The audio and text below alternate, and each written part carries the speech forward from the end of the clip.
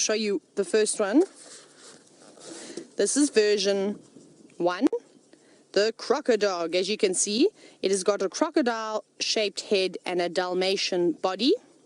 And I even put a little scale in for you so that you can have a look. Let me hold it up here. You can see a normal, average-sized man, about 6 foot. You can see it's a big thing, big creature. You would not want to come across one of these in the darkness of the night. And it even has a Latin name. The Latin name is Crocodylus barcalensis. Isn't that amazing? This is my first version. Are you ready for version 2?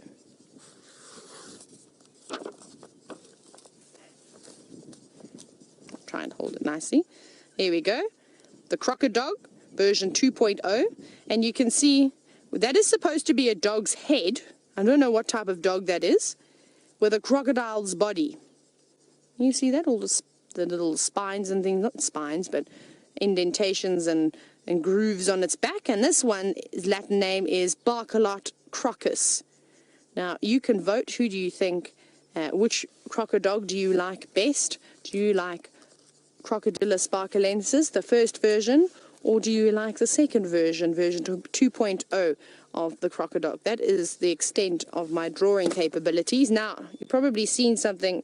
I've got to take it out of my hat. Have a look here. I will hold it nicely. For the Crocodog picture, and 29% of you voted for Crocodog version 1. And I believe an enormous 79% voted for Crocodog version 2. So I'm so glad that you enjoyed it. I actually preferred the first one, the Dalmatian cross crocodile. That was my favorite one. Eggsy? Eggsy also said he liked that one. The second one, I don't know if I put as much effort in as I did to the first one. It was a difficult challenge, I must say. Now, Eggsy, surely we're going to find a little common dacre or something around here. We have to. We're still doing this the antelope challenge, but we haven't really added any antelope. James would like to know this morning, on the topic of the Crocodog, what ecological niche does the Crocodog fulfill? Now, it's funny that you asked that, James, because, you know, I've obviously already thought of this, and I'm not just spinning off the top of my head now. Let's turn down here. So, the Crocodog, it's actually amazing. It's an aquatic creature. Even Crocodog version 1, it's just strictly aquatic. And they can swim very well, considering that the Crocodog version 1 didn't have really any webbed feet. They're very strong swimmers, very strong tail that it uses to obviously paddle its way through, like a crocodile would, but it's got a tail more like a water monitor, I'd say, but with hair on, so like a dog's tail. Now, the ecological niche. So they're very good at controlling the populations of catfish. And also, they contain little microorganisms that grow onto it, which helps oxygenate the water. So it's very good to have them around in this area. I can't talk any more nonsense. I'm done now. That was the Crocodog. I can't go on for too long because there might be some poor soul that just tunes onto Safari Live and thinks that this is a real creature, and I'm talking the biggest load of nonsense. That was a complete joke. None of that is true. The Crocodog does not exist. Okay, now you want to see a Crocodog's track. We shall draw it in the sand.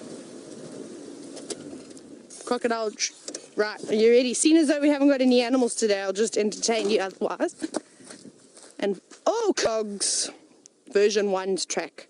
Crocodog had that's the dog one. Okay, right, are you ready? Right, so it's got a footprint, something along, you can see me here, Eggsy. Why? Oh, Eggsy says the kudu don't count because we couldn't see them. No, that's not going to work. I'll draw it with my foot. Remember, it's big, huh?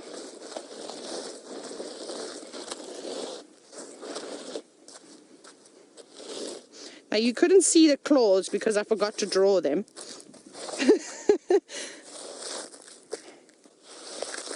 That is Crocodog 1. It's not very good, but that's the first crocodile. Now, the other Crocodog is not as big. It's actually just a normal sized creature. And we'll do it over here for scale. Now, that one...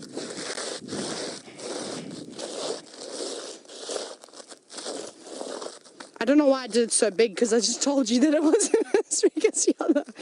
My shoe only has one size. Okay, well that's the crocodile, other crocodile's foot, but much smaller. A little bit like a hippo's foot, but not quite. It's probably only about a third of the size. I got a bit excited, but I thought I'd just draw it big so that you can all see it better, because it's not the softest sand to draw it in. Eggsy, we need to get those kudu.